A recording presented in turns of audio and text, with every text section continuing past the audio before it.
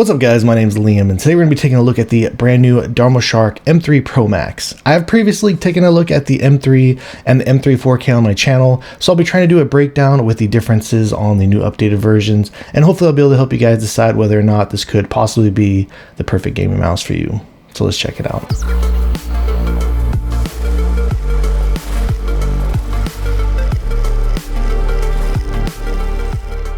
Before we get started today, I did want to let you know this was sent out to me, but everything you'll be hearing in this video is going to be my own words and my own opinions. Included inside the box, it does come with a USB-C cable, manual, a smaller set of skates, these stickers. The grips that are included, they do feel rubberized, but not very grippy. And then this also does come with the 1K receiver and the dongle adapter. This mouse does have the capability up to an 8K polling rate, but in order to get either a 2K, 4K, or the 8K, you do need to purchase this dongle separately. And I will go ahead and pull in the 4K version here to show you some of the changes they made. Starting out at the bottom, you can see they changed up the skate design. I do like this fuller skate design. I kind of wish these were a little bit thicker, but it does look like the dot skates will still fit in here. And like I showed you earlier, it does come with the corner skates as well if you wanted to go for something a little bit smaller.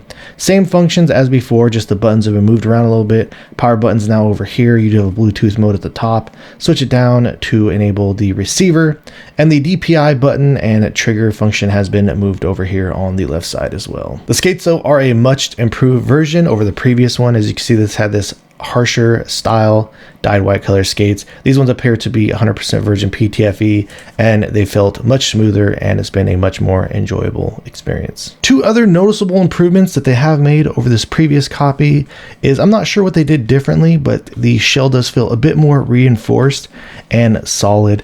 I didn't have a terrible experience with the shell on this, but it does feel just like it's almost a little bit more flexible. Now, when you are holding this in the hand, you pick it up. If you're squeezed pretty hard, you do get a little bit of flex there, but I don't notice anything that seems real major as far as any type of concerning bending or anything like that. So again, just feels much better in that regard. But the coating that does come on this now, they do have a really solid coating. Feels really grippy. Even if I were to get my hands wet, pretty sticky, whereas before there was no coating. So just the feeling of this in general is an improvement. The switches that do come included inside of this Pro Max, they are a little bit on the clickier end, so a little bit heavier than something like the Huano Blue Shell Pink Dots. They don't feel too bad for me though. They are pretty nice to use and pretty easy to spam. The one thing, however, on this mouse is the implementation does kind of fall short for me. I am noticing that there is a little bit of movement left to right there, and that's something that you just notice even if you're just resting your hand on top of the mouse. But even when you press down, as you can see, I am getting some left to right there. And with the looseness of the buttons there's just a little bit added play in the switches. And I even kind of feel like, since this is a bigger mouse, I was doing some aggressive claw with it, you kind of get some dead spots back here. And you can still activate the switch, but you have to like press really hard. So kind of a difference here. With the 4K version, I kind of felt like it had a more solid click experience. I didn't have like any major left to right on this cop or anything like that. Didn't notice so much of the dead zone back there.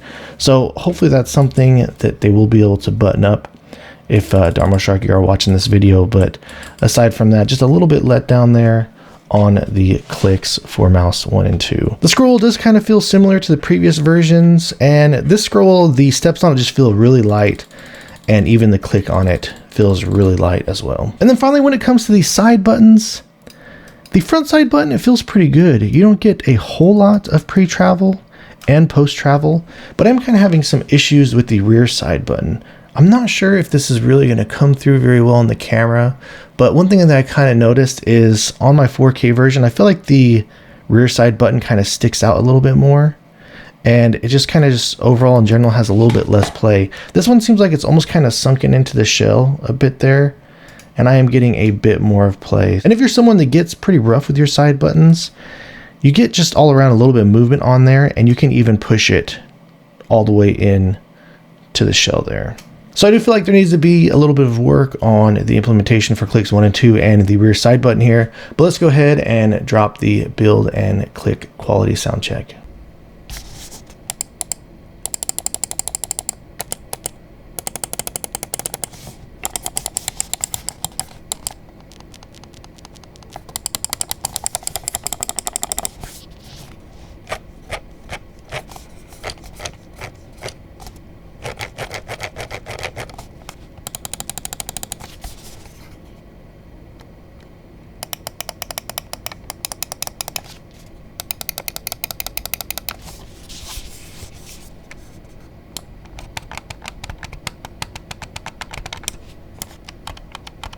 When it comes to the weight and balance, they did a pretty good job on the front to back, and the left to right feeling pretty solid. So with the previous 4K version on my scale, got it coming in right about 65 grams. This newer copy just all around feels much better and lightweight, and got it coming in at approximately 54.7 grams. They're still using the similar looking software that I have reviewed many times on my channel with the other Darmoshark mice. So after you select your mouse, it does allow you to come in here to this page where you can adjust your DPI and your polling rate. Always make sure to hit this confirm button down here to save the changes onto the mouse. Then over here on this next tab is where it will allow you to adjust other settings, like dropping the debounce setting down as low as 0 milliseconds. This is featuring the 3950 sensor, and everything about the performance of this has been feeling great for me. I went ahead and ran the numbers again, and I was getting a similar result to the previous 8K Darmoshark mice that I have previously reviewed on my channel. And the performance is up there with the other top tier gaming mice. All right guys, so that about wraps things up on the Darmoshark M3 Pro Max. I'm not gonna go over the shape since I've already gone over a couple times previously on my channel. I'll go ahead and put links for those videos down in the description below if you do wanna see what it compares to. It is a bigger style mouse, and it is pretty much a Final Mouse Air 58 clone. Everything about this mouse feels like a great upgrade, and I really do feel like they're headed in the right direction. The one really clear, obvious thing is just the click implementation and that rear side button there. I really do wish that they would have put a little bit more focus or emphasis on this area.